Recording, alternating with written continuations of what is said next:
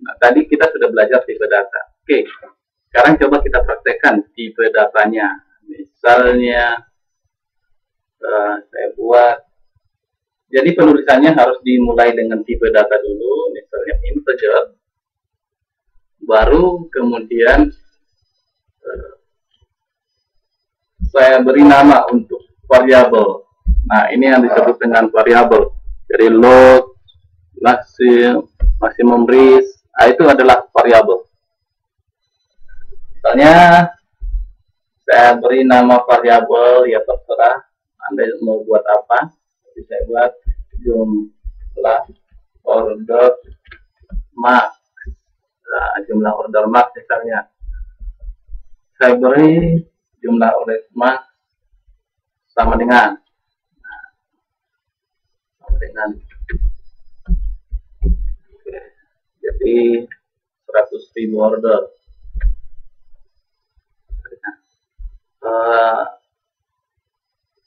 Spasi bisa saya tambahkan di sini.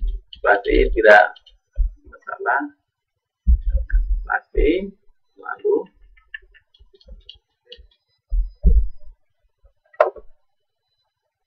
kemudian saya beri lagi double, atau saya buat dulu double ya atau tidak.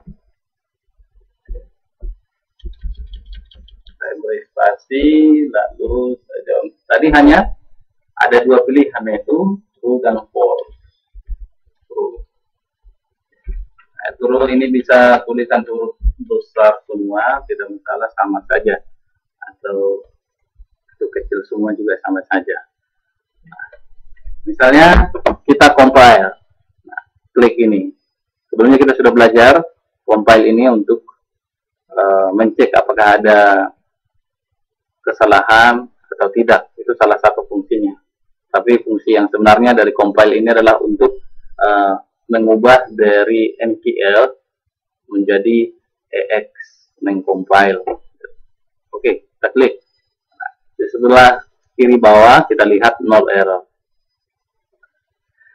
Jadi untuk membuat variabel, jadi harus diawali dengan tipe datanya, lalu diikuti dengan nama variabelnya, baru bisa diisi dengan sama dengan apa nilai dari variabel ini.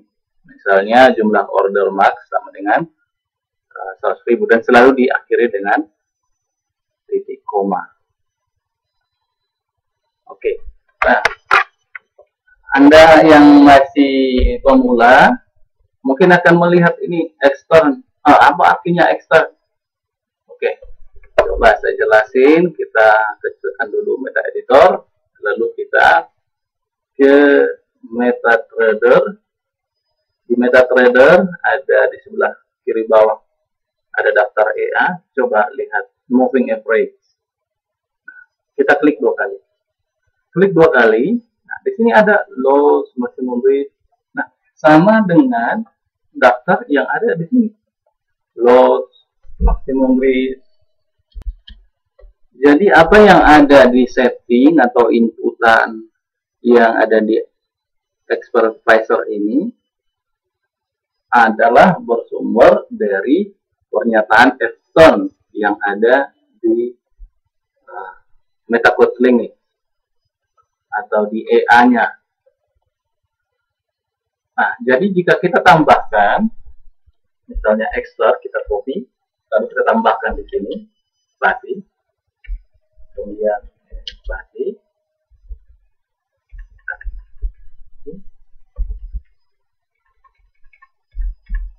Nah, ini nanti akan variabel yang kita buat ini akan bisa disetting melalui ini. Oke, coba kita coba cancel dulu ya, baru klik lagi dua kali. Loh, kok nggak ada? Nah, kenapa tidak ada? Karena di sini kita belum compile. Jadi fungsi compile bukan hanya melihat error, tetapi adalah untuk mengcompile dari EA supaya bisa digunakan di MetaTrader. Oke, kita akan compile, klik sekali, 0 error, lalu kita ke MetaTrader, cancel, klik 2 kali. Nah, jadi sudah masuk jumlah order, max, ya atau tidak. Nah, ini bisa saya ganti true atau false. Nah, misalnya ini bisa saya ubah jadi berapa gitu. Lalu jika saya oke kan, maka yang akan dibaca bukan 1 juta tadi, tetapi nilai yang ada sekarang. Jadi ya atau tidaknya nilainya akan berubah menjadi false sesuai dengan yang saya setting di sini. Nanti bagaimana cara penggunaan dari input ini, variabel ini dalam program, kita akan pelajari berikutnya. Nah, baik. Untuk variabel ini tidak harus ditempatkan di bagian deklarasi ini. Tidak harus ditempatkan di sini, tapi bisa juga kita tempatkan di dalam sebuah fungsi, misalnya di start. Nah, di sini kita bisa masukkan sebuah variabel. Nah, kalau dalam contoh ini, misalnya ini MA, ini adalah variabel. Oke, kita cari lagi variabel yang lain. Variabel yang lain. Oke, kita cari. Nah, ini MA. Oh, ini sudah MA ini adalah sebuah variabel, ada double, sudah dibuat di sini, tetapi masih buat di sini. Kenapa? Nah, karena variabel yang ditempatkan di dalam sebuah fungsi, jadi ini adalah fungsi namanya. Dari sini sampai sini, itu adalah sebuah fungsi yang berbeda. Jika dibuat sebuah variabel di dalam sebuah fungsi, maka variabel itu tidak bisa digunakan di luar fungsi tersebut. Misalnya untuk digunakan di sini tidak bisa. Tetapi kalau kita buat variabelnya di bagian deklarasi ini, maka variabel tersebut bisa kita gunakan di dalam fungsi yang lain. Misalnya kita coba copy. Misalnya kita enter di sini. Jadi kita paste, lalu kita ubah nilainya. Tadi 1 juta jadi 123. Lalu jangan lupa di koma lagi. Nah, apakah ini akan masalah? Coba kita cek, compile. Nah, tidak ada masalah. Nah, tetapi jika kita menggunakan variabel yang ada di fungsi lain, misalnya MA, di fungsi yang berbeda, misalnya di sini, MA, sama dengan 2, kalau double bisa kita buat 2,21, lalu titik koma. Nah, kita coba compile. Akan ada error. Variable not defined. Karena kita belum buat variabel, jadi kita harus buat lagi di sini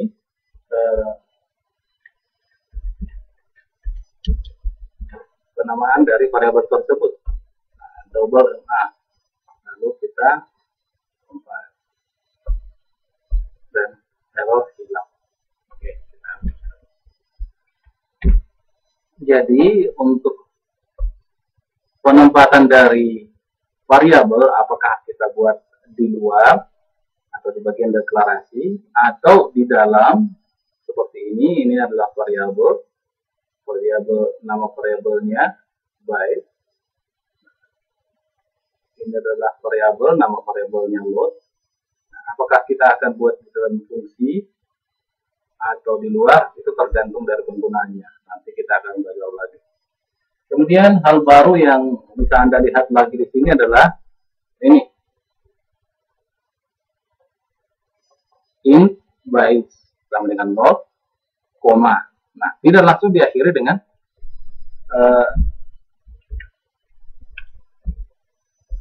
titik koma, tapi dengan koma. Nah, ini artinya adalah dua variabel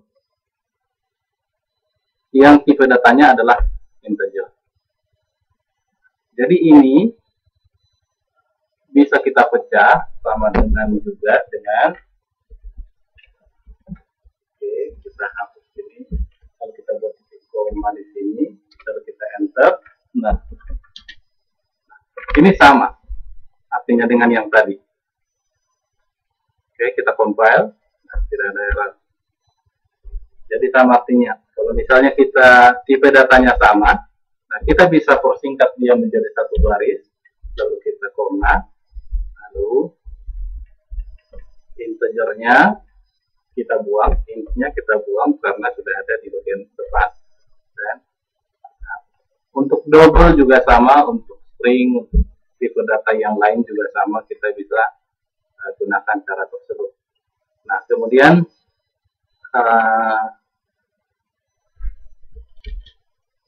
hal yang baru lagi kita bisa lihat di bagian bawah ini. Double MA, langsung titik koma tidak pakai sama dengan. Int res, langsung titik koma tidak pakai sama dengan. Nah, jadi kita bisa membuat sebuah variabel tanpa memberi sebuah nilai. Jadi jika kita buat misalnya sama dengan 2, itu 2 ini adalah nilai untuk variabel tersebut.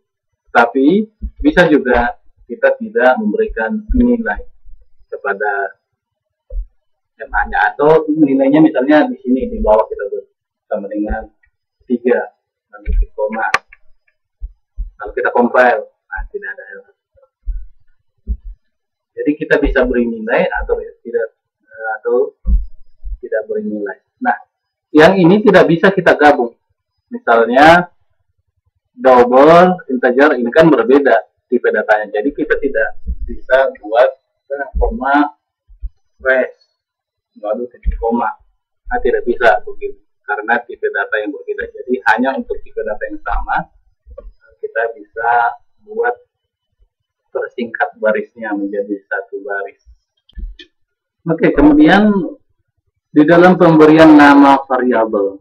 Nah, setiap nama variabel harus unik.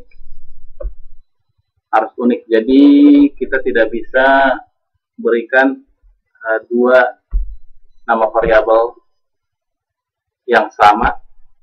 Nah, itu nanti akan error. Dan juga yang kemudian untuk pemberian nama variabel tidak bisa diawali dengan angka, misalnya angka 1. Nah, ini tidak bisa. Ini akan error. Misalnya di sini kita buat angka 2, kita coba ya, compile. Nah, akan error. Nah, tidak bisa diawali oleh angka, harus diawali oleh huruf. Nah, kita compile lagi. Jadi, tapi kalau angka kita gunakan di setelah huruf, kita gunakan angka setelah huruf, misalnya angka 1 atau di sini angka 5, kita compile. Nah, tidak ada masalah. Jadi hanya masalah pada saat kita buat angka di bagian depan saja. Baik, saya kira cukup sekian dulu pelajaran kali ini. Jadi sekarang Anda sudah mengetahui seluruh tipe data yang ada di MetaPlot Language, dan Anda sudah belajar cara penggunaannya dan kemudian ukuran tipe data, misalnya integer, maksimum, minimum untuk sebuah tipe data. Sampai jumpa di tutorial berikutnya. Tetap semangat, selamat belajar.